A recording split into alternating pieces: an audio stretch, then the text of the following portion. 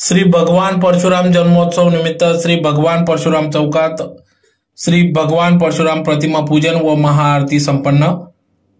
याबाबत अधिक वृत्त असे की धुळे शहरातील कालिका मंदिर शेजारी असलेल्या श्री भगवान परशुराम चौक या ठिकाणी आज दिनांक 29 एप्रिल 2025 रोजी श्री भगवान परशुराम जयंती निमित्त जन्मोत्सवानिमित्त या ठिकाणी सकाळी प्रतिमा पूजन व महाआरती कार्यक्रम पार पडला। या कार्यक्रमाप्रसंगी या ठिकाणी अनिल दीक्षित, प्रसाद जोशी यांच्यासह आदी सर्वच समाज बांधव पदाधिकारी यांच्या उपस्थितीत या ठिकाणी प्रतिमा पूजन व महाआरती कार्यक्रम पार पडला। तर यावेळेस येथील सर्व समाज बांधवांसाठी प्रसाद जोशी यांच्या वतीने प्रसाद वितरण करण्यात आले। तर मोठ्या संख्येने समाज बांधव या ठिकाणी उपस्थित होता। तर यावेळी श्री भगवान परशुराम जयंती निमित्त जन्मोत्सव निमित्त या ठिकाणी समाज बांधवांना श्री भगवान परशुराम प्रतिमा देखील या ठिकाणी भेट म्हणून देण्यात आली। तर यावेळी श्री भगवान परशुराम जयंती निमित्त या ठिकाणी जयघोष करण्यात आला।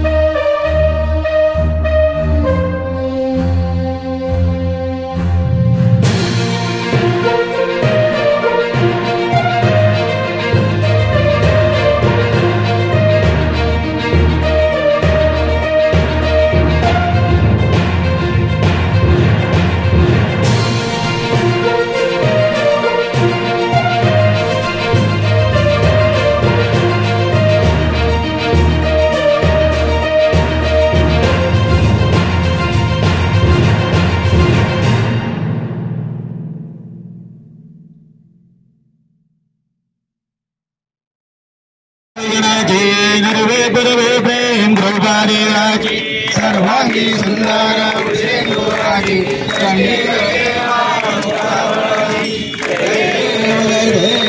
मंगल मूर्ति हो श्री राज मूर्ति दर्शन मात्रे मान स्मरण मात्रे मान पावना मूर्ति जय देव गौरी कुमारा चंदनाची ओटी कुंकुम केशरा मुकुट शोभा तोगरा रुदंती नो पुरे चरणी गागरवा जय देव जय मंगल मूर्ति हो श्री राज मूर्ति दर्शन मात्रे मान स्मरणे मात्रे मान कामना पूर्ति जय देव लंबोदर पीतांबर पंचर वंदना सरल सुंदर सुंदर की नयना आसा माता वाटपाय सदना संकटी पावावे निर्वाणी रक्षा सुरवर वंदना जय देव जय मंगल मूर्ति हो श्री राज मूर्ति दर्शन मात्रे मान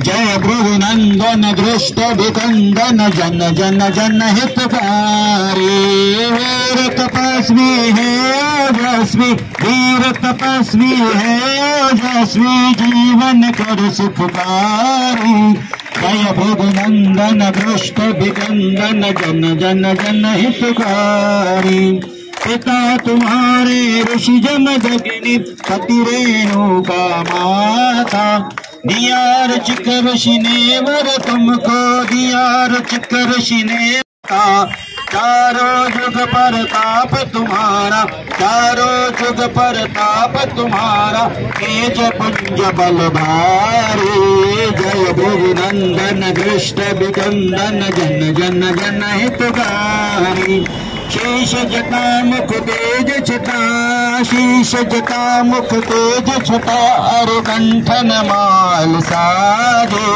कांटे मृगशाला विशाला, वक्ष विशाला, तिलक भाल पर साजे।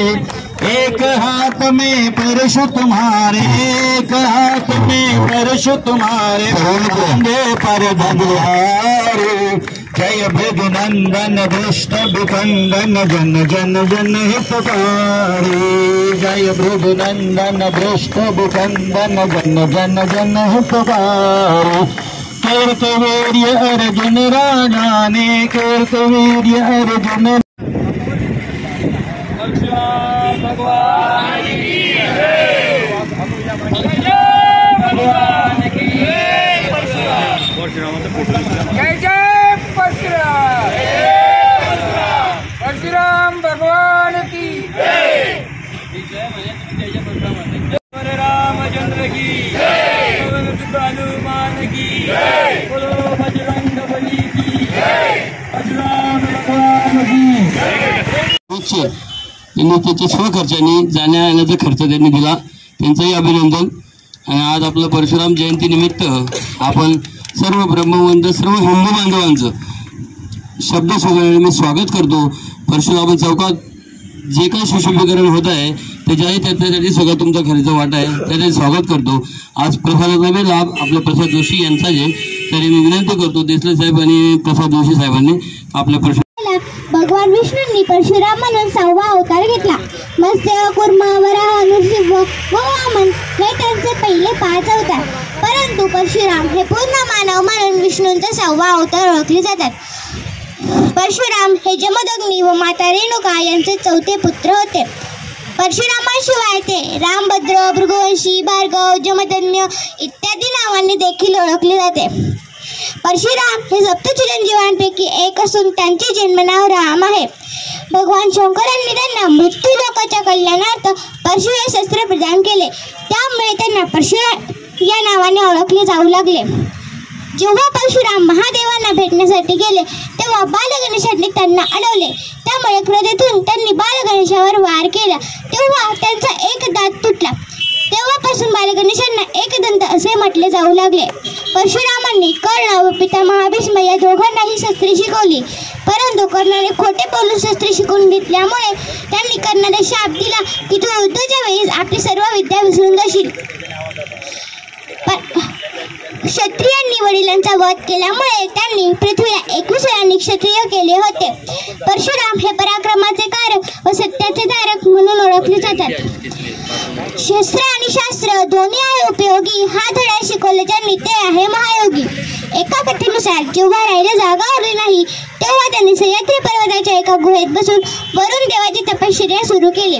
वरुण देवाने त्यांना दर्शन दिले व सांगितले की तुझी गोळा समुद्राच्या ज्या भागामध्ये पडेल तेवढ्या समुद्राचे पाणी सोडून पृथ्वीचा भाग तयार होईल, त्यातून कोकणी भूमी निर्माण झाली। म्हणून परशुरामांना सप्त कोकणाचा देव असेही म्हटले जाते। कोकणाच्या दापोली तालुक्यात परशुरामांचे स्मारक आहे। माहूरगडावर रेणुका मातेच्या मंदिराच्या मागे व उत्तर प्रदेशात जौनपुर बावर येथे परशुरामांचे मंदिर आहे। अंगारे नहीं फौलादे हम, परशुराम के औलादे हम, ब्राह्मण वंश के हम चीते हैं जो अपनी जिगर पर जीते हैं, ब्राह्मण वंश के हम चीते हैं जो अपनी जिगर पर जीते हैं। परशुराम जयंतीच्या सर्वांना हार्दिक शुभेच्छा।